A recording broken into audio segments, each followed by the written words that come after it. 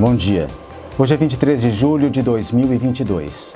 Faz hoje 207 dias, ou 5 anos e 182 dias, ou 48.168 horas que essa administração está presente no poder. Entre erros e acertos, a população aponta mais erros, como agir e governar de forma que não precisa dar satisfação para a população de seus atos. Para a população, paga os impostos e por meio destes paga os altos salários dos comissionados e gestores, acena para uma cidade que está muito aquém dos valores pagos para que São Simão possa ser a cidade em que gostaríamos de estar vivendo. E quais benefícios a população está recebendo de volta? Bom atendimento na saúde, bom serviço de água e esgoto, educação, transporte, segurança, limpeza urbana. Quando os serviços essenciais não andam bem, a cultura é algo que nem é lembrada. E é por este motivo que os artistas da cidade resolveram agir contra a inércia que se abate a esse setor que ficou resumido a eventos, só eventos, ignorando leis federais, o então gestor, entre aspas, de cultura que continua agindo como se o departamento servisse absolutamente para benefício próprio. Se colocou em um pedestal e se recusa a ouvir os artistas da cidade. Não fosse a ajuda emergencial vinda do governo federal para os artistas, a Lei Aldir Blanc, quem trabalha e vive de arte, cultura e da economia criativa em nossa cidade já teria morrido de fome. Em plena pandemia, esse gestor de cultura, entre aspas, não tomou nenhuma providência para ajudar no setor, e sua própria classe. Mas isso não é novidade. Quando vereador, o mesmo negou ajuda para os trabalhadores da cultura e que nele votaram. O vereador votou contra medidas que apoiavam entidades do setor via lei do orçamento. Anos depois, há exatamente 207 dias, à frente do Departamento de Cultura, continua a fazer o que sempre fez pela sua classe: nada. E não bastasse a inércia, ainda sentou na cadeira do Departamento de Turismo, acumulando 2 pastas. Não bastasse tanta responsabilidade, ainda se dedica a projetos pessoais, com mais afinco do que gestionando os 2 setores. Vou citar para o senhor gestor, entre aspas, uma passagem do Evangelho de Mateus, capítulo 6, versículo 24. Abre aspas. Ninguém pode servir a 2 senhores, pois odiará um e amará o outro, ou se dedicará a um e desprezará o outro. Vocês não podem servir a Deus e ao dinheiro. Fecha aspas. Em resumo, o salário acumulado pelas 2 funções é mais importante que a responsabilidade por elas executadas. E isso todos estamos vendo na prática. A Conferência Municipal de Cultura foi marcada pelos trabalhadores do setor para o dia 28 de julho. Depois, para se finalizar o processo e toda a documentação, o município terá 32 dias para solicitar os recursos para os artistas. As 2 leis foram aprovadas no Senado Federal em março e o Congresso Nacional derrubou o veto do presidente e aprovou as 2 leis no dia 8 de julho passado. Esta semana, a Prefeitura Municipal soltou uma nota de esclarecimento em relação a esta conferência da próxima quinta-feira. E o que se entende desta nota? Uma ameaça? Um descaso com a cultura? Um atestado de incompetência? Ou uma afirmação de que realmente não reconhecem que existam trabalhadores da cultura e economia criativa em São Simão? E afirmando que estão pouco se lixando para este setor. Sim, porque se afirma que o Departamento de Cultura é responsável pelos processos que desencadeiam o desenvolvimento e aplicação do Plano Municipal de Cultura, então eu pergunto, se estão aí há exatamente 2007 dias, ou 5 anos e 192 dias, ou 48.168 horas, por que não executaram isso antes? A lei não é de 2015? Incompetência, preguiça ou descaso? Eu vou indicar uma leitura, uma outra lei a qual eu creio ser desconhecida por esta administração, chamada Constituição da República Federativa do Brasil de 1988, que nos constitui em Estado Democrático de Direito. Uma boa leitura! E vamos ver os últimos boletins Covid de nossa cidade.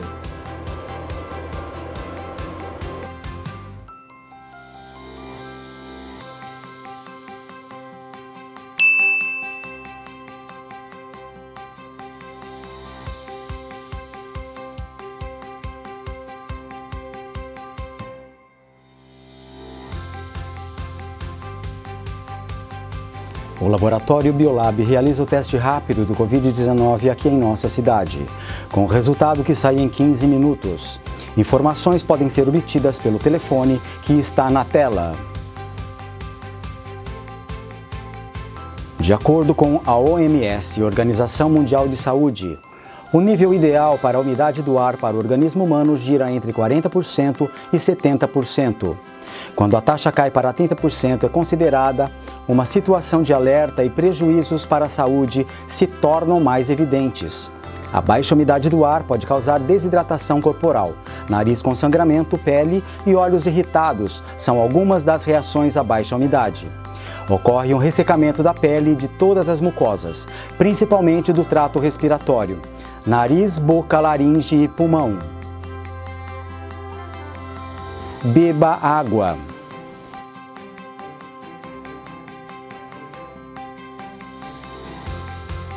E a farmácia de plantão neste domingo é a Drogaria Nossa Senhora Aparecida.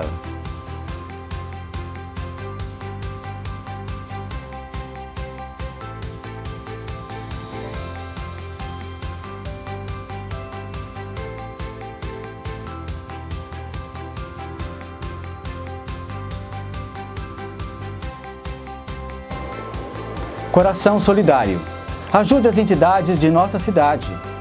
O Bazar Beneficente em prol da Escola Profissionalizante São Paulo e Minas está de volta, com artesanato, livros, vestuário masculino e feminino, bijuterias, utilidades domésticas, aparelhos domésticos, calçados e muito mais. Aberto de segunda a sexta-feira, das 13h30 às 17 horas, ao lado do RCC Depósito Rodrigues, em São Simão.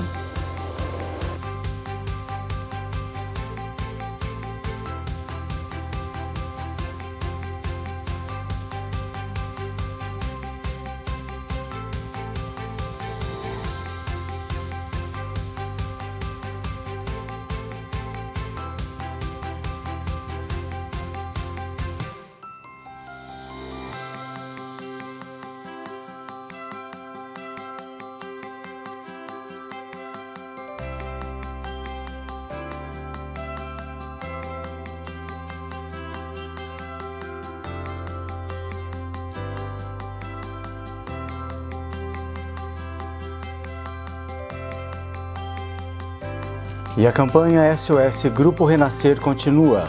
Ajude na campanha com qualquer quantia via Pix. Faça sua doação SOS Grupo Renascer para a chave Pix no número que está na tela. E qual é a boa para o final de semana?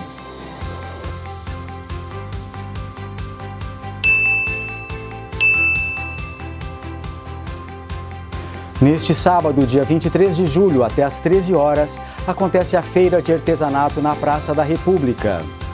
E na próxima semana, o Império Circos fará a estreia em nossa cidade na sexta-feira, dia 29 de julho, às 20 horas e 30 minutos, em curta temporada.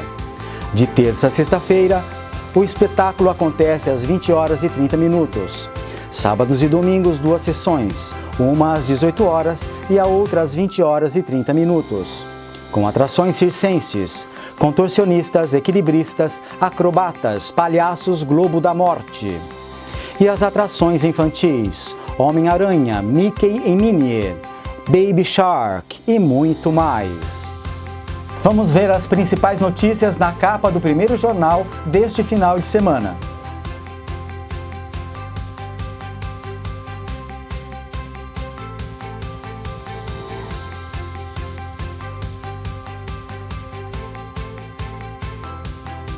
Essas e outras notícias você encontra nesta edição do primeiro jornal.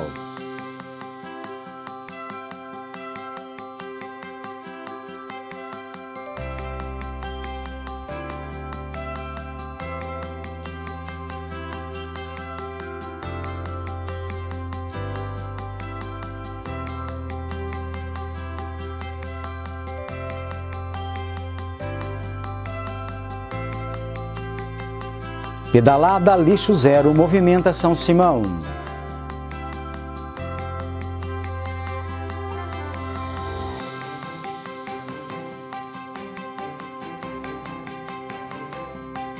São Simão participa de encontro sobre arborização urbana.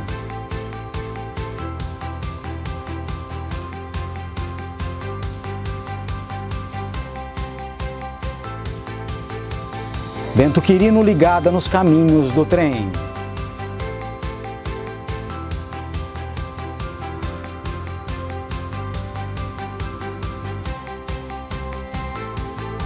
Gasolina e etanol mais baratos nos postos da região.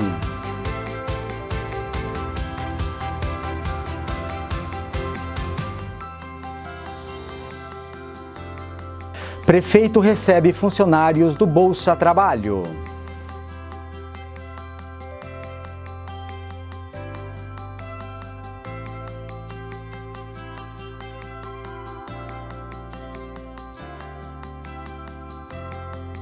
Postos de venda do jornal.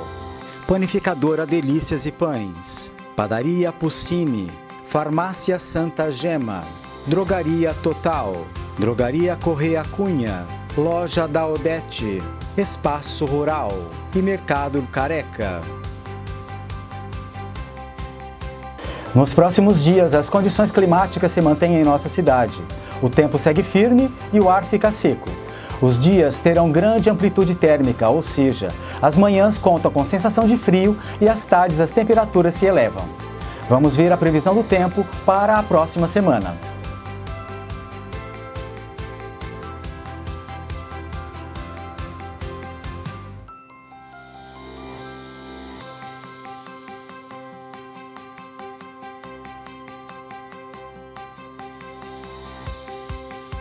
Nos acompanhe pelas redes sociais.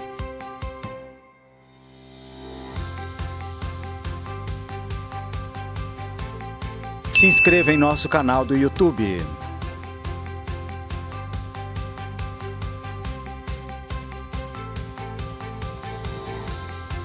Entre em nosso grupo do WhatsApp.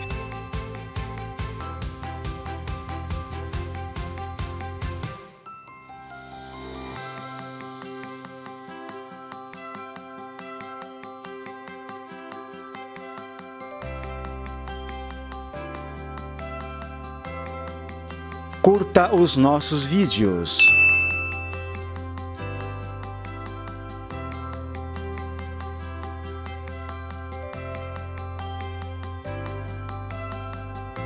São Simão News, a nossa cidade em notícias.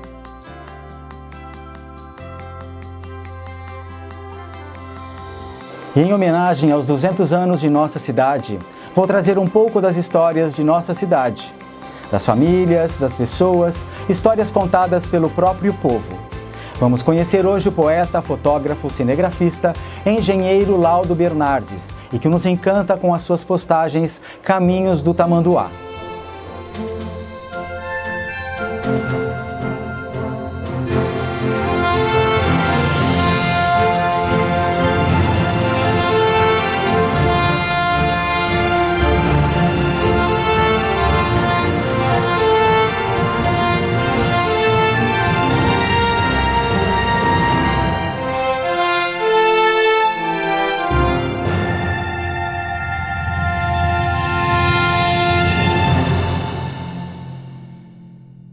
Eu me chamo Laudo José Lande Bernardes, nasci no dia 15 de novembro de 1957, tenho 59 anos. Meu pai se chama Laudo Bernardes dos Santos, 83 anos, e minha mãe, Shirley Lande dos Santos, com 80 anos. Eu tenho duas irmãs, uma chama Silvia Cristina, nasceu em 1961, então já está com seus 50 e pouquinhos anos, e a Silvana, que nasceu em 64, tem 52 anos. Eu nasci na cidade de São Paulo, capital, e com 1 mês de idade eu fui para Itapetininga, onde meu pai trabalhava no Banco do Brasil. De lá fui para Leme, com o Banco do Brasil com meu pai, depois Piracicaba, e enfim, viajei depois na Universidade Federal de São Carlos para estudar engenharia e vivi em algumas cidades a mais no país. Sou engenheiro de materiais, formado na Federal de São Carlos em 83, e depois de trabalhar na iniciativa privada, em algumas empresas como o Grupo Votorantim, Grupo Sangoban, Grupo Eliane no Sul, Eu tenho hoje uma empresa de consultoria na área de processamento de materiais e desenvolvimento de materiais. Sou casado há 32 anos com Denise Bortolotti, uma rio-clarense que adora São Simão. Tenho 2 filhos, uma menina chamada Laura Bernardes, engenheira ambiental, tem 30 anos, e o meu filho Leandro Bernardes, 25 anos, engenheiro mecatrônico. Não tenho netos. No casamento, conheci minha esposa no casamento da minha irmã mais nova.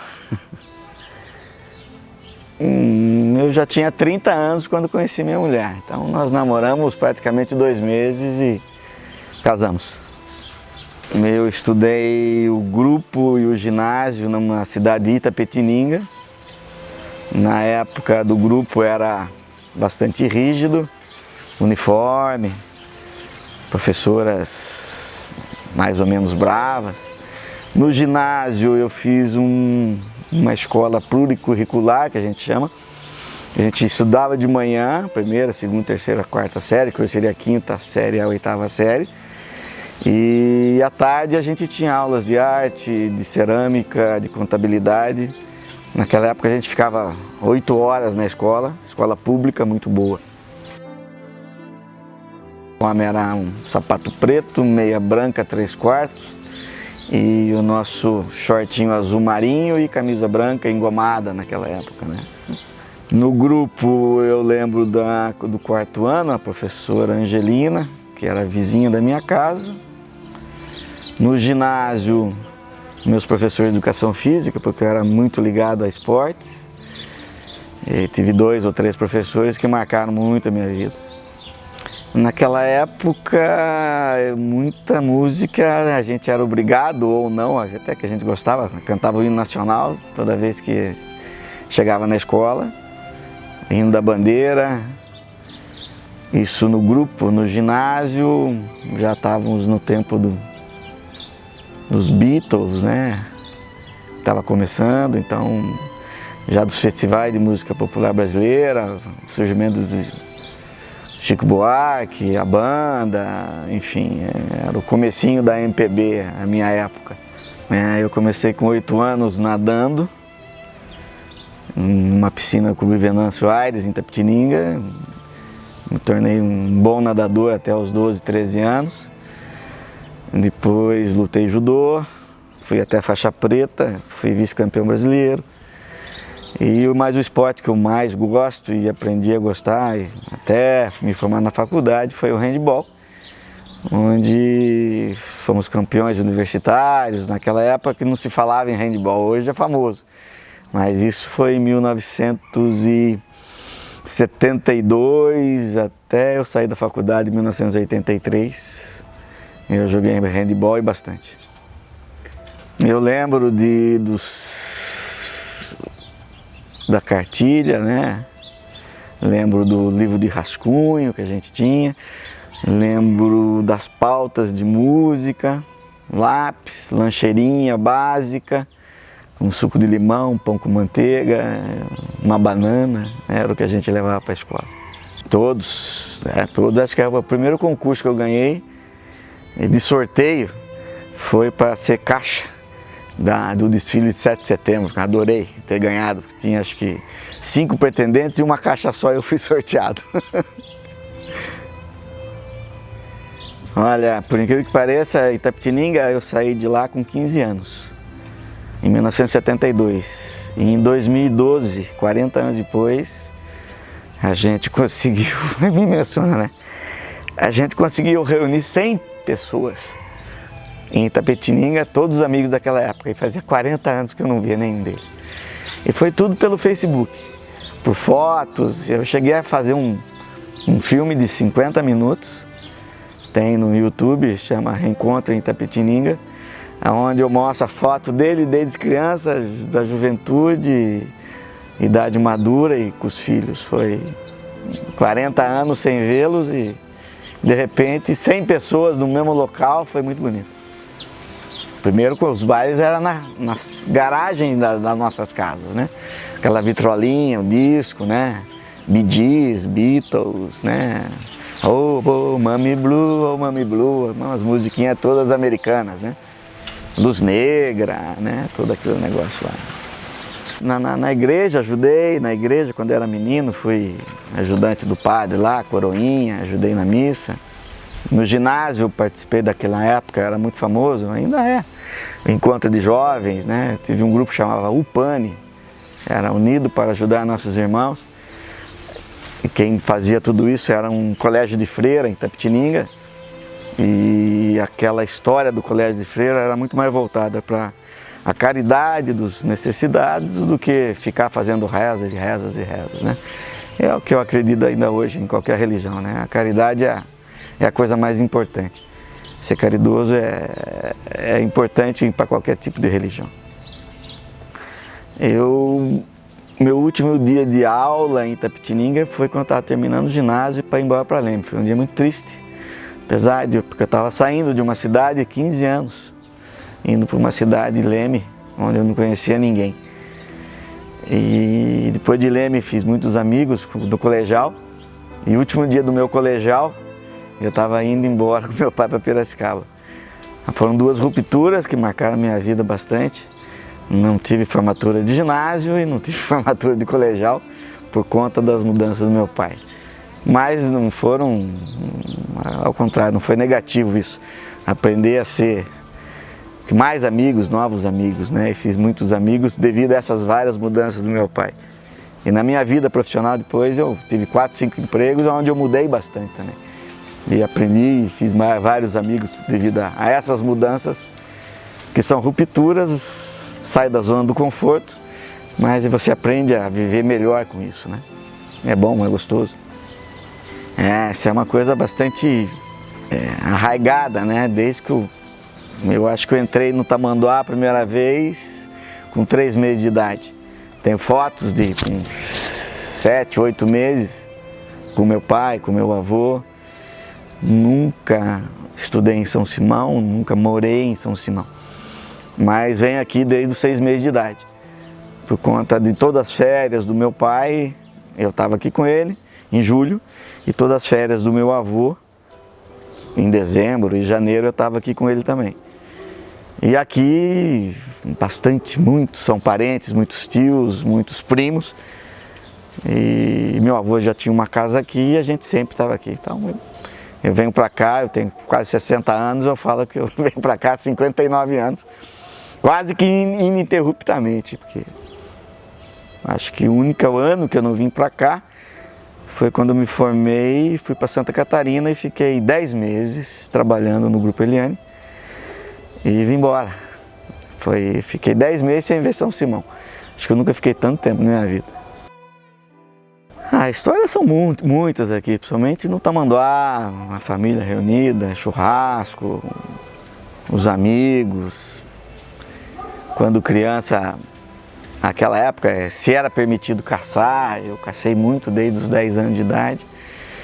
E aprendi com meus avós, com meus tios, a andar no mato. Até hoje ando sem caçar, obviamente. Hoje eu caço com câmera, vamos dizer assim. Hoje eu filmo e fotografo. Antigamente se matava para trazer comida para casa, porque era assim que nossos tios avós podiam trazer alguma comida, né? Era um jacu, uma cutia, uma capivara às vezes, que eles podiam trazer. Mas são histórias felizes, sempre ligado ao rio Tamanduá, aquela prainha, aquela situação, ao cruzeiro, a procissão do cruzeiro, subir a pé, a pescar no Tamanduá, a conviver com os primos, aos jogos. Na infância foi ao malo, fazer entrega com o malo, né, que é o meu tio que tinha um armazém. Tinha 12, 13 anos, montava na caminhonete e ia fazer as entregas nas fazendas, junto com os primos e tal. Eu vivia praticamente aqui o mês de julho e dezembro e janeiro. Então, dos 12 meses do ano, 3 meses eu estava aqui. A minha infância em São Simão e amigos em São Simão eu não tive. Eu comecei a ter amigos aqui com 14, 15 anos, quando estreitou alguns laços, né? Devido aos primeiros bailes, as primeiras namoradas, os primeiros jogos, os fesicas e tal, né? Então, amigo de infância, eu tive muito em Itapetininga, um pouquinho de adolescência em Leme. E em São Simão, os amigos eram os primos, né? São muitos primos, a cidade... Eu costumo brincar que metade da cidade é meu parente de um lado ou de outro, né? Em São Simão, a gente ia bastante no Tamanduá, na época de férias, todo dia. Pescar, praticamente também bastante, caçar uma vez ou outra. Na época a gente tinha aí torneios no inverno de futebol, no qual eu participava e acompanhava. Tinha a Semana do Estudante, no final do ano, onde a gente participava de de teatro, de jogos de vôlei, futebol, handebol, basquete, salão, poesia, enfim. E vivia uma boa com os amigos, né? Namoradas, era tudo mais calmo e tranquilo. Lembro, participei do FESICA, cantando e tocando, tocava flauta transversal um pouquinho. E também como ouvinte, uma época muito boa no Cine Oasis. Não, a minha fase foi de 70 até acabar o FESICA. Então eu lembro do Oasis bem, que eu tinha 14, 15, 16 anos, até os 18. Eu lembro dessa época aí, uns 4 ou 5 FESICA acho que eu participei. Eu lembro do pessoal que tocava, né? Que começou, né?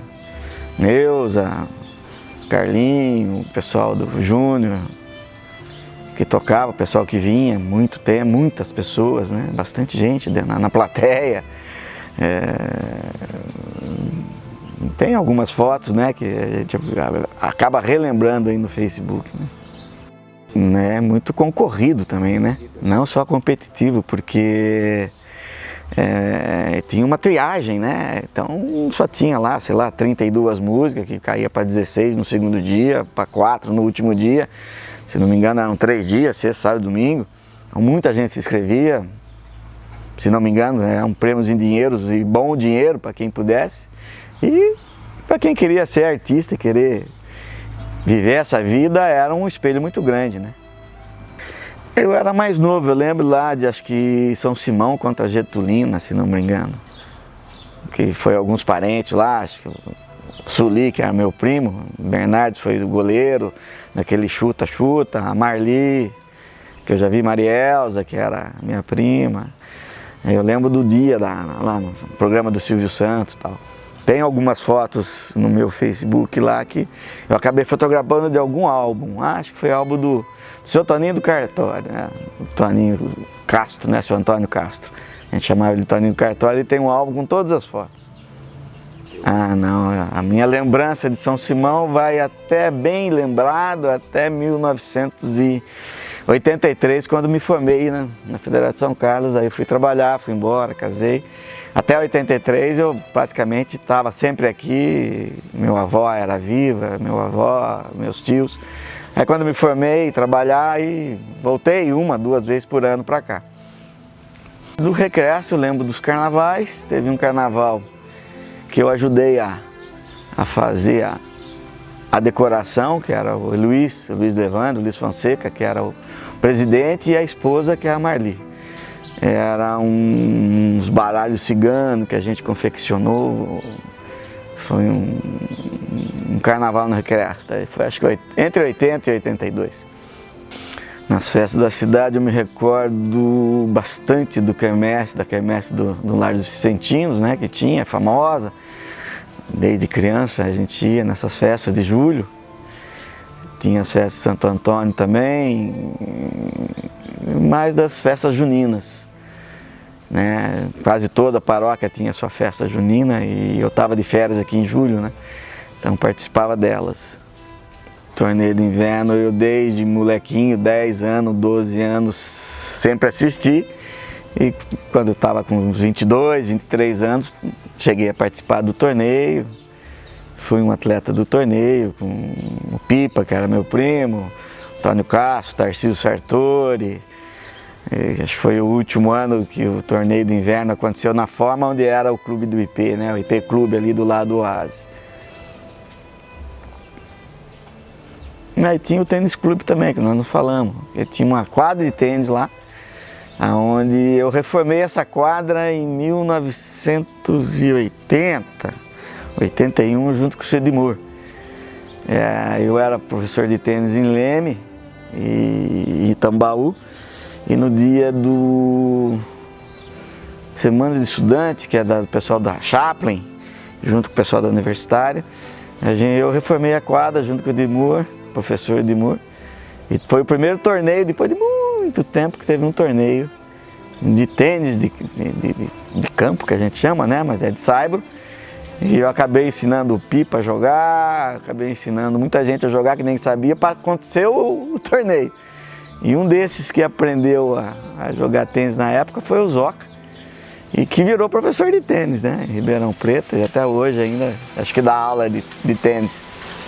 Nós reformamos a quadra para a Semana do Estudante. Eu sei que depois de um tempo essa quadra de tênis ali foi judiada, depois foi reformada, acho que pelo Tufi, e depois foi abandonada de novo, e hoje está abandonada ainda, que às vezes eu passo por ali, estão fazendo uma cobertura lá no ginásio, que eu não sei quando que vai acabar aquilo, mas a quadra não tenho ideia se vai ser reformada ou não. Não é um esporte que a molecada gosta hoje, não. De política eu lembro do Chafi Jorge, que era o prefeito, eu lembro do Padre Plínio, na época. Foi nessa época que aconteceram esses eventos. Teve meu tio, Felício Bacan, que foi vereador, o próprio Malo Bernardes foi vereador em São Simão. Tive alguns parentes, né, na vereança aí, né, como vereadores. Mas como eu vivia aqui na época de férias, né? Então não acompanhava a cidade politicamente, não votava aqui também. Não, o que me marcou sempre foi o Marcelo Grasma, que era irmão do Valdo Grasma, que foi amigo do meu avô, né? Estudaram junto em Campinas. E por ser, tinha essa intimidade do Valdo Grasma ser. E ele era um bom tenista, né? Cheguei a jogar tênis com o seu Duvaldo Grasma, ele já estava com quase 80 anos nessa quadra que nós reformamos. E ele ficou muito emocionado. E quem foi o juiz dessa partida foi o seu Edmur, sentado na cadeirinha dele lá, já quase não enxergando. E quando a bola ia fora e ia dentro, o pessoal que soprava para ele. Ele dava o ponto ou não, conforme a necessidade. Eu moro aqui já há um ano, estou morando em São Simão há um ano, construí uma casa aqui, tenho o meu escritório aqui de engenharia, de consultoria, eu tenho uma empresa de consultoria técnica. Então, eu digo que voltei para São Simão sem nunca ter ido embora, porque sempre estive aqui. E hoje São Simão não é nada diferente do que várias cidades pequenas, que passam por várias necessidades, e a principal dela é a necessidade social, né? Trazida pela droga, pela falta de emprego. Mas ainda é uma cidade boa, tranquila, e sofre como toda cidade pequena, né? Bom, Antônio Bernardes é meu bisavô, veio para cá antes de 1900, iniciou cortando lenha, tirando tora no mato para a estação de ferrovia. Naquela época tinham 4 estações, 4 linhas de trens aqui, né? Ele, por ser um bom cozinheiro, acabou se tornando o cozinheiro da linha de ferro, trabalhou em vagões e conseguiu comprar um pequeno lugarzinho aqui no centro de São Simão, que foi o Armazém Bernardes. Por muito tempo, passou para outra geração, que foi o filho dele, Malo Bernardes.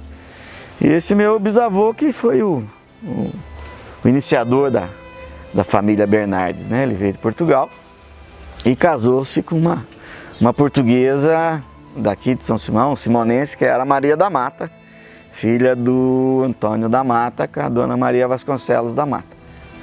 Tiveram muitos filhos, o Antônio Bernardes teve 10 filhos, sendo o Osório o primeiro filho e o último filho, o Antônio Bernardes, ou Tula, que se chamava Arthur Bernardes, todos falecidos. O último morreu há 3, 4 meses. Todos os meus tios avós, aprendi um pouquinho com cada um. E no armazém não conheci meu bisavô, né? Ele morreu em 1955, eu nasci em 57.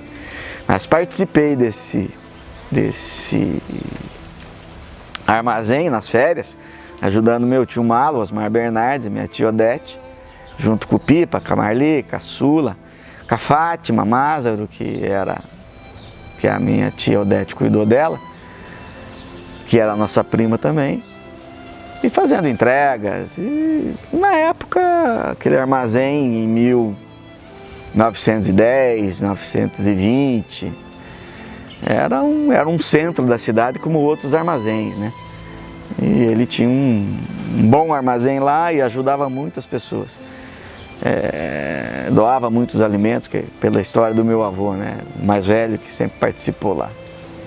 E ela tem uma história muito interessante dele, que quando algum vendedor vinha novo, ele já tinha aquele contato com os fornecedores. E quando chegava um vendedor na cidade e queria vender para o seu Antônio falava assim: pois então, gajo, eu vou te dar uma prova.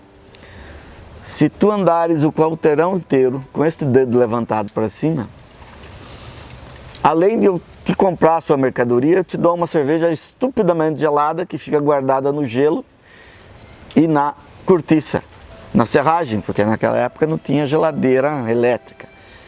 E o vendedor falava: não, seu Antônio, o senhor é um português, mas não é burro. Como que é a história?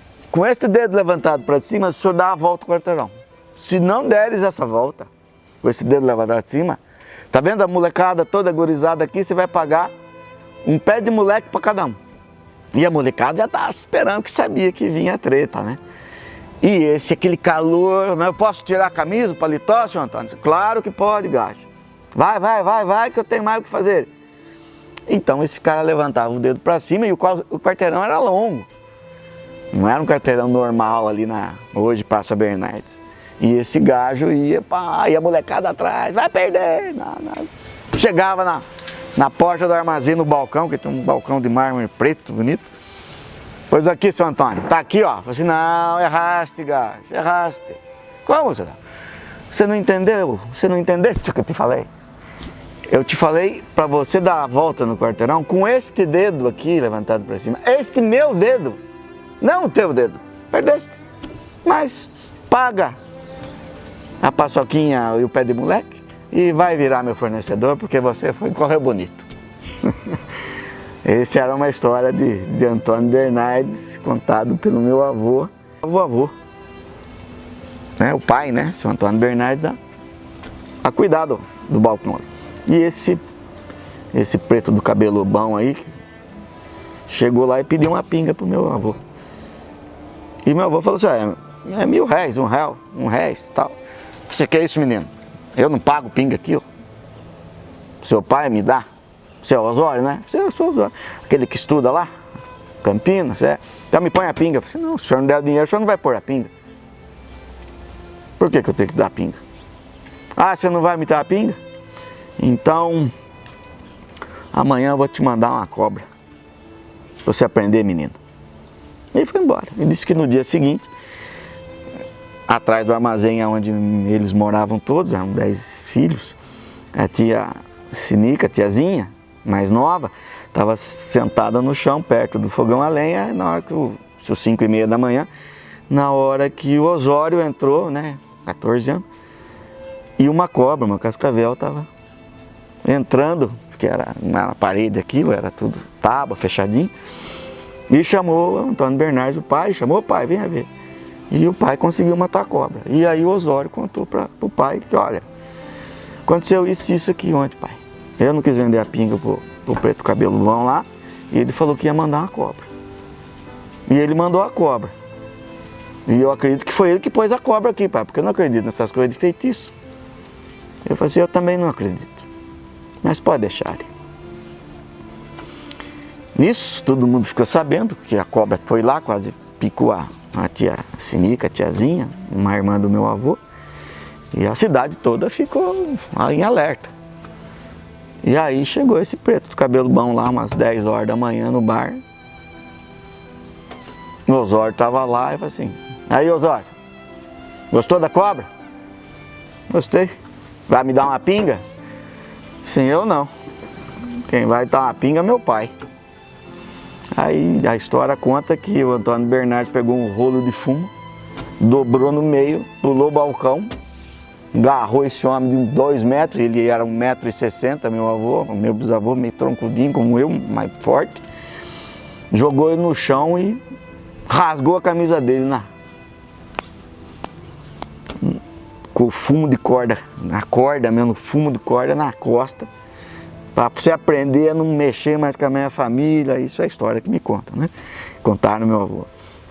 E esse homem disse que caiu para a mata, tudo machucado. E a história na cidade que agora, no dia que esse feiticeiro voltar, acabou a família Bernardes. Ele vai jogar um feitiço tão grande que não vai parar ninguém. E disse que depois de um mês que ele sarou das feridas dele, ele voltou no armazém. Meu avô já estava estudando, não era férias. E o povo, metade de São Simão foi lá para a praça. Agora a coisa ferve. Ou o seu Antônio mata ele, ou ele vai fazer um negócio lá e todo mundo queria saber o que era. Ele chegou no balcão, olhou para o seu Antônio, para a dona Maria: tudo bem, tudo bem. Tirou uma moedinha de R$1000, que era a pinga. O senhor me dá uma pinga? O senhor me vende uma pinga? O seu Antônio botou 2 pingas. Pessoal, uma é que o senhor vendeu. E a outra, para te pedir desculpa, porque minha cabeça ficou muito cheia naquela hora e eu fiz aquilo que eu fiz e não me arrependo, mas estou pedindo desculpa. E o povo tudo esperando. E agora acontece. Ele bebeu as 2 pingas, saiu, na hora que tinha um degrau um pouquinho alto ali, 2 degraus. Na hora que ele saiu, o povo perguntou: ô preto cabelo bom, perdeu, perdeu o ofício, acabou a feitiçaria? Você saiu daqui falando que ia acabar com a família Bernardes, o que acontece? Só uma coisa acontece. Depois você chama aquele homem português lá, aquele seu Antônio Bernardes aqui, fala para ele pegar a camisa, abrir os botões e abrir. Veja o que tem no peito dele. E aí, seu Antônio, vem aqui. Aí o seu Antônio veio lá: o homem é que jogou um feitiço no senhor. Falou que para o senhor abrir a camisa aí, o senhor não está tendo problema nenhum? Não, por quê? Então abre a camisa. Aí ele abriu a camisa. No que ele abriu a camisa, ele é bem peludo que nem eu, bastante. E uma cruz branca de pelo certinha no peito. E esse preto cabelo bom falou assim: naquele peito, com aquela cruz branca, não há feitiço que pegue. Por isso não tem como jogar feitiço nessa família. E essa é a história disso aí. E eu vou contar uma coisa para você que me emociona. Eu desde molequinho escuto essa história. Quando nasceu meus primeiros pelos, eu queria uma cruz branca. Interessante que eu comecei aqui. Mudei para cá faz 1 ano. E a cruz está descendo, está ficando branco. Só aqui e aqui, o resto está tudo preto. Eu não sei, né? Eu tenho uma intimidade muito grande com isso tudo aqui, né? Com a cidade, com meus parentes. Me emociono muito quando falo deles. Mesmo não ter conhecido alguns, né? Mas essa da cruz que eu escutei com 10 anos, 9 anos, escutei essa história. Que ali não pega feitiço, porque você tem uma cruz branca no peito. E eu hoje com 60 anos, ele morreu com 74. Mas eu com 60 anos, e acho que aconteceu isso na vida dele com 60, vamos dizer. Eu estou começando a ter uma cruz branca, será? E tem a família assim, tem alguns que bem bastante pelo, tem outros que não tem muito pelo. Mas essa é a historinha mais uma história do Antônio Bernardes. Ele é, através que foi o Miele, né? O Benedito Miele que deu o nome da praça, né? Praça Bernardes, Praça Antônio Bernardes, né? Porque ali não existia uma praça, né? Na época dele era, segundo dizem, era molecada jogava bola. Meu pai que viveu aqui até os 14 anos, vivia ali pelo meio ali. Era logo depois da praça, onde tem as casas, era um brejão que ia até a beirada do rio lá para lá, não tinha casa nenhuma ali, né? E ali era um ponto de encontro das mulheres, das rendeiras, dos cavalos, né, que bebia água ali, na época do armazém, estou falando 1920, 1930, né, antes da Revolução, antes da guerra. Tal.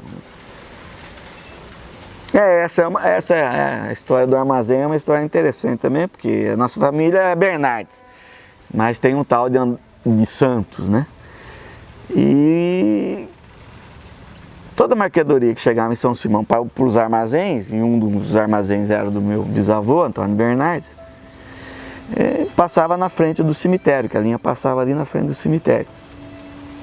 E o trem parava ali, não tinha hora, não tinha dia, você fazia a compra pelo um vendedor que passava ou por telégrafo na época, então se pedia várias coisas, o trem parava lá 2 horas da tarde ou 2 horas da manhã e você lá ia buscar as coisas. E o interessante aqui na cidade é que o que vinha no saco? Então ele pedia 10 sacos de feijão, 10 sacos de arroz, 10 sacos de farinha, uma barrica de bacalhau. E não tinha muita nota fiscal, era tudo no pedido. Então vinha marcado no saco, né, escrito ou carimbado AB de Antônio Bernardes. Mas existia também o seu Antônio Burim, que tinha um armazém, que era AB também, e tinha o senhor Argemiro Bartilotti, que era AB também, tinha também Badan, que não sei se é o seu Badan, alguma coisa, que era AB. No fim eram 4 armazéns que tinham AB, os nomes dos donos. E dizem que o meu, por ser o armazém de São Antônio Bernardes, o maior, mais rico, mais famoso, as mercadorias melhores eram dele. Só que quem chegava primeiro era AB, AB, AB, então 3 sacos é meu, então o seu Bartilotti, o seu Badan pegava o que lhe convinha, porque não tinha hora para o trem chegar, e o trem parava, você tinha que correr. E aí, apesar, né, de ser um português, mas não é um português nada burro, ele botou o nome de Santos na família, para que viesse carimbado no saco ABS, Antônio Bernardo dos Santos. E assim ele podia pegar a mercadoria realmente que ele tinha comprado, se era de primeira ou se não era, para não ter confusão. E os outros AB ficaram com as outras mercadorias que eles compravam. Então essa é a outra história, porque tem o Santos na família Bernardes, eu sempre perguntei desde moleque, e quem me explicou isso foi meu avô, que era o filho mais velho, que tinha mais contato com o próprio pai, né? Era o Osório Bernardes que contou essa história. Bom, eu comecei a construir minha casa em São Simão há 4 anos. Fiquei quase 5 anos procurando um lugar que eu, né, achei um terreno perto do Caviga e fiquei 4 anos construindo minha casa, meu escritório de engenharia e tal.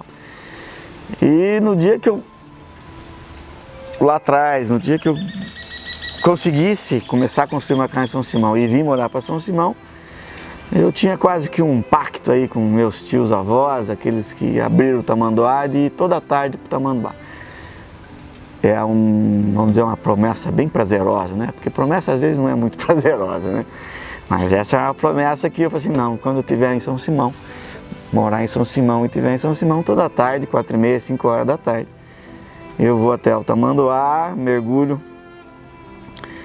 para lembrar deles, o que eles fizeram, para continuar viva, porque memória é uma coisa que é que nem exercício físico, se você não ficar fazendo, você acaba perdendo. Então eu lembro muita coisa porque sempre eu estou lembrando daquilo e tal. E eu brincava com os pedreiros, que chegava às 4h30 da tarde, que eu ia embora, que eu ia para o tamanduá, mas às vezes estava chovendo, às vezes estava muito frio, às vezes estava ventando. E eles falavam assim, mas vai para o tamanduá? Com esse frio? Eu falei assim, não, é uma promessa que eu tenho que pagar, porque no caminho do tamanduá, quando eu passo no tamanduá na frente do posto do Pica-Pau, tem uma lombada. E do lado dessa lombada tem o muro do cemitério. E na hora que o carro passa na lombada, já tem que deixar os vidros abertos, porque aqueles que já foram para o outro lado e estão com vontade de ir para o Tamanduá, vão comigo. Então vai o Malo, vai o Felício Bacan, vai o seu Jacó, vai o seu Hermenegildo, são meus tios que estão lá e aproveitam a carona, como eu aproveitava a carona deles, que o Malo ia todo dia de tarde, ele pegava a caminhonete dele, punha a molecada e ia para o Tamanduá. Então eu brinco que eu vou para lá com eles e eles vão lá, cada um fazer o que gosta, né? O Tula caçar, o Malo pescar traíra, o Hermenegildo pescar lambari, o Nenê Bernardes fazer o churrasco dele com o Paulo. E essa é a minha maneira de retribuir aquilo que eles fizeram lá atrás, né? Então eu gosto de pensar que eles estão comigo lá, porque eles estão lá mesmo, né? Foram eles que abriram aquilo lá com várias outras pessoas, né? Então o Tamanduá por mim, a tardezinha é um reencontro e uma maneira de memorizar tudo aquilo para que eu não perca essas histórias, né? O Tamanduá que eu sei de pequenininho, quando eu era pequeno, tinha o primeiro Tamanduá ali e surgiu, um diz que surgiu por causa da argila, eu digo que não foi por causa da argila, pode ser o terceiro. Eu sou engenheiro de materiais, sou engenheiro cerâmico, porque é um acaso na minha vida, né? Eu fui fazer engenharia de materiais e me tornei um engenheiro cerâmico. O que é isso? Engenheiro cerâmico é aquele que trabalha com argila, com barro, que faz tijolo, faz prato, faz vaso sanitário, faz bico de aeronave. E por acaso, na universidade, eu descobri que a melhor argila do Brasil se chama Argila São Simão. Eu não sabia disso. Não fui fazer engenharia de materiais por causa da Argila São Simão. Até faria se eu soubesse.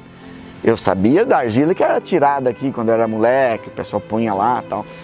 E foi na universidade que eu descobri que a argila de São Simão era a melhor argila para fazer vasos sanitários, privadas e louças, que até então era importada da Inglaterra. E esse nome de argila era ball clay, que é ball é bola, clay é argila. É a argila que você consegue fazer uma bola na mão. E essa argila, quem descobriu aqui em São Simão, e pouca gente sabe disso, essa é uma história muito interessante de contar, foi um professor da USP, que era amigo do Dr. Luizinho do Vale, que é o dono dessa fazenda toda de 800 alqueires aqui, e um dia ele vindo visitar isso em 1900 foi depois da guerra, 1945 acabou a Segunda Guerra, e ele veio visitar o Dr. Luiz aqui, o Dr. Luiz do Vale, nessa fazenda que ele tem bonita. Ele já tinha, acho que 800 alqueires, 1000 alqueires aqui, e o Tamanduá primeiro já existia, mas não era ali que tirava argila, era um pouquinho mais para frente. E esse professor que chama Pércio de Souza, se não me engano está vivo, deve ter uns 90 anos, tem um livro sobre isso, ele veio visitar. E quando ele veio visitar o Tamanduá, ele viu essa argila e, como ele era um engenheiro químico da USP, ele perguntou para o doutor, ele falou, isso aqui dá um monte de argila aqui, o pessoal vem buscar. Na época já existia um pouco de cerâmica artística ali em Porto Ferreira, o pessoal vem tirar aqui, mas não me importo muito com isso não, porque o negócio é outro, tal. E esse doutor Pércio levou essa argila para a USP, analisou e descobriu que essa argila era exatamente a mesma argila que se importava da Inglaterra, com o nome ball clay, para fazer as louças cerâmicas aqui no Brasil. E ele, por ser sócio da Celite, a antiga Celite, que hoje não existe mais, introduziu essa argila São Simão. E aí ela ficou famosa, porque daí ela foi para todos os cantos, tal. Mas foi uma coincidência muito grande. Era um amigo de alguém que veio aqui e acabou descobrindo essa argila. Aí começou essas extrações um pouquinho mais para frente, que a gente chama de Tamanduá 2 e Tamanduá 3 e tal, né? Aonde é da Fazenda Fortaleza ainda, do Dr. Luizinho, que faleceu faz 2, 3 anos, mas é a família que toca com cana e alguma coisa, né? Então a argila de São Simão, hoje, como era na época, não existe mais, acabou. Ainda existe um pouco na mineração da Arci, na Mateus Leme, lá em Bento Quirino, mas mesmo assim não era uma argila, naquela época a argila era uma argila quase pura. Quando a gente fala em argila pura, é quanto de areia solta tem. Hoje a nossa argila que a gente tira aqui tem 15% de areia solta, que é ruim para aplicação cerâmica. Naquela época tinha menos de 1%.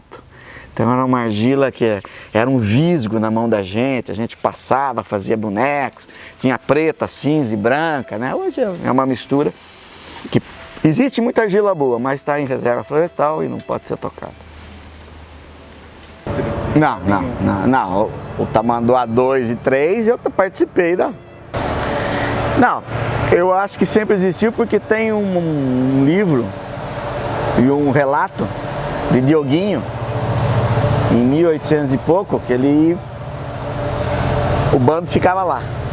Um dos livros do Dioguinho, sobre Dioguinho, escrito para aquele menino de Santa Rosa lá, acho que é daquele livro lá de Santa Rosa, o Garcia Duarte lá.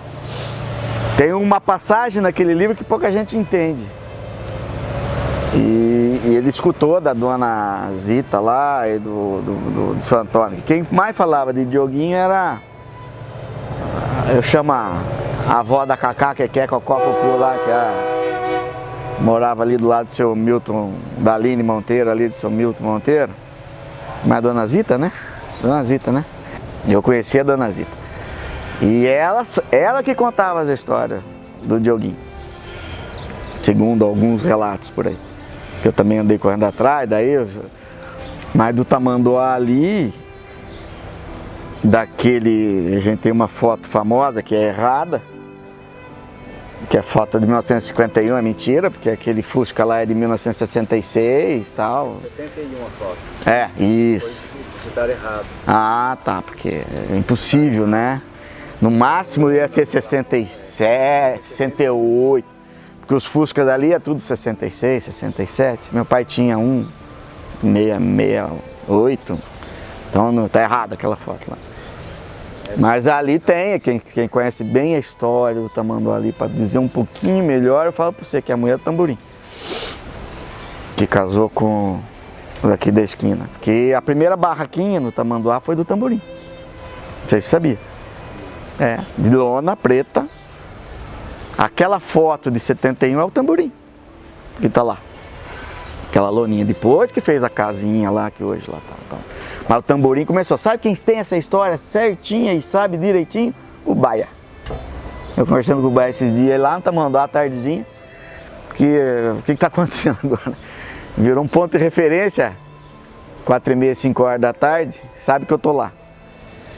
E aí às vezes aparece o Heron à tarde lá para conversar, às vezes aparece o Baia, e aí a gente começa a reviver, como o Heron que teve a pizza lá, e você sabia que o pai do Heron teve uma cerâmica artística aqui? Do outro lado do rio? É, também, ninguém sabe, não tem registro. Tá a casinha velha abandonada lá, hein? Descendo a rua do bar da Dona Cida, cai um casarão lá, tem? O rio passa ali. Subindo aquele rio, tem uma casinha quebrada. Ali foi uma cerâmica do pai do Heron. E a primeira pizzaria, você sabe que não foi ali, né? Foi no outro lado. Não, e tem essa história que ninguém contou. Agora o Baia sabe a história. O Baia sabe a história certinha do pai dele. Porque ele era pequenininho, ele lembra que ele ficava ajudando ali na Kombi com o pai, que trazia que levava, não tinha energia elétrica, era umas caixas de isopor e tal. Se você quiser saber do tamanduá, da origem do comércio, vamos dizer assim, da prainha, e quem acha que foi o primeiro cara que sacou isso foi o Tamborim, né, o pai, né, que o pessoal ia tomar banho lá, mas cada um levava a sua marmitinha, a sua cervejinha, a sua pinguinha, né, e acho que ele que sacou esse negócio de ir pra lá. Primeiro com... O Baia me contou até onde ele comprou o trailer. Ele sabe. Foi aqui em Pirassununga, naquele caso de então, você passa em Pirassununga, não tem uns caras que vendem trailer. Diz que desde aquela época aqueles caras vendiam trailer. Ele comprou um trailer usado lá. Esse primeiro trailer dele aí, que é esse aí. Que tá o Baia até hoje.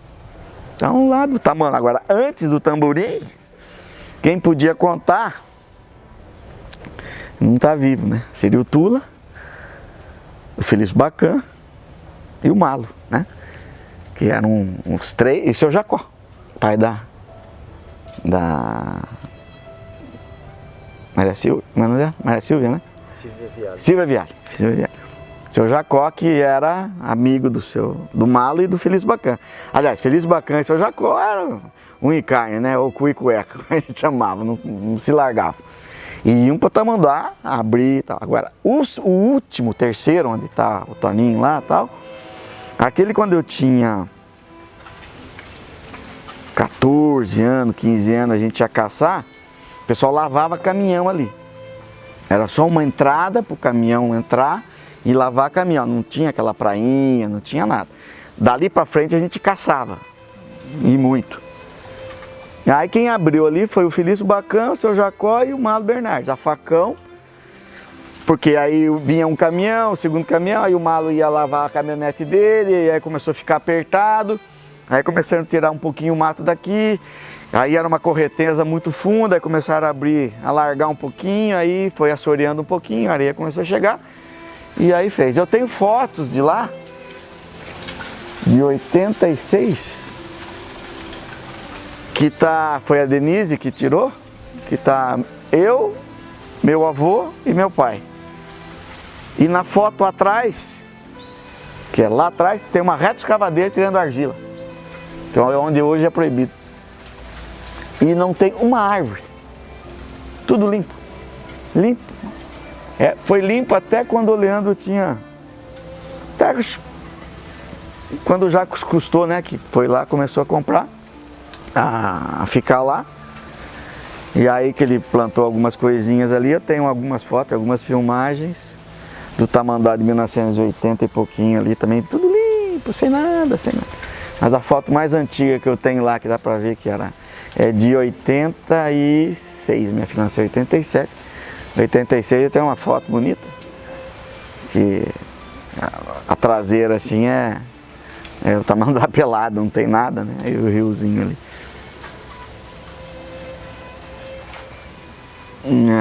Eu não penso assim, né? Voltar no tempo e fazer o que gostaria de fazer é uma coisa que eu acho que eu fiz de tudo que eu quis fazer. Me formei no que eu queria, trabalhei como eu queria. Dificuldade a gente tem, casei com o que eu queria, tenho 2 filhos ótimos. Estou cumprindo um sonho que eu quis quando eu tinha 30 anos de idade.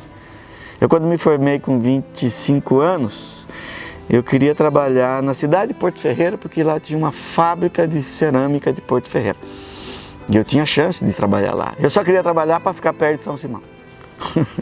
Que era o mais perto que eu ia conseguir. Trabalhar em Porto Ferreira para poder talvez morar em São Simão. E aí um dia eu falei que eu queria voltar para cá. Queria com 40 anos, com 50 anos, consegui agora com 60 anos. Mas não tenho nada que eu gostaria de fazer que eu não fiz e continuo fazendo. Eu tenho muita coisa para fazer, eu me preocupo com o que eu vou fazer. O que eu deixei de fazer, se eu deixei um dia de fazer, eu acho que logo em seguida eu acabei fazendo o que eu queria e de um jeito ou do outro. A vida não foi tão triste assim para mim não, de me cortar desejos que eu não pude cumprir. Eu imagino que falando em gerações, eu tenho como a primeira geração aqui da minha família em São Simão, e eu até escrevi uma árvore, montei uma árvore genealógica, do Antônio da Mata, que seria meu tataravô. Depois a Maria da Mata com Antônio Bernardes, meu bisavô, 2ª geração, meu avô 3ª, meu pai 4ª, eu sou a 5ª geração dos Mata, dos Bernardes a 4ª, mas dos Mata a 5ª, e meus filhos a 6ª. E voltei para cá para morar, para trabalhar, para ver os amigos e ajudar o que puder, a cidade, as pessoas. E o que pedir para as próximas gerações é que mantenham a história, né?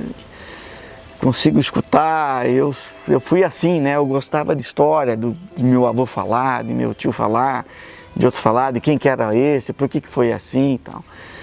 Então hoje a gente escrevendo um pouquinho vai deixar para esse pessoal, mas que vivam a vida bem, estudem, trabalhem, e sejam caridosos. É o que todo pai quer para todo filho, né? Para todo amigo, né? Sejam felizes da maneira que acharem melhor,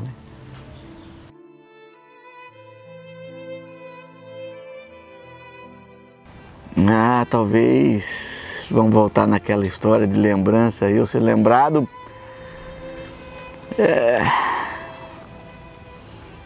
obviamente pelos meus filhos, né? Porque é esses que vão ficar. E pelos amigos, sei lá, do que, né? Você está com 60 anos, eu costumo dizer para os amigos, ó, tô voltando de onde eu nunca fugi e nunca parti. E eu tenho 60 anos, vou viver bem ainda mais 15 anos, mais 20. Quando você faz essa retrospectiva, que você já viveu 60 e tem mais 15, alguns assustam, falam assim, mas assim, é verdade, gente. A gente está em 60, até os 75 todos da família viveram bem. Até os 80, alguns, depois dos 80, precisaram de ajuda. Ou no caminhar, ou no andar, porque estão doentes. Então eu só tenho mais 15 anos. Nesses 15 anos vou ser o mais caridoso possível, o mais amigo possível.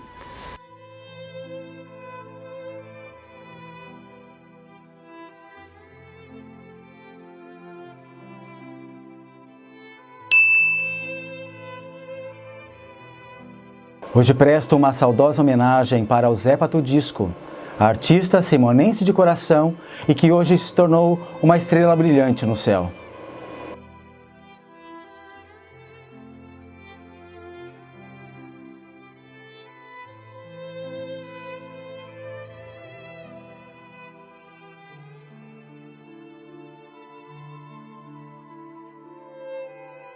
Eu fico por aqui e até breve. Uma boa semana para todos.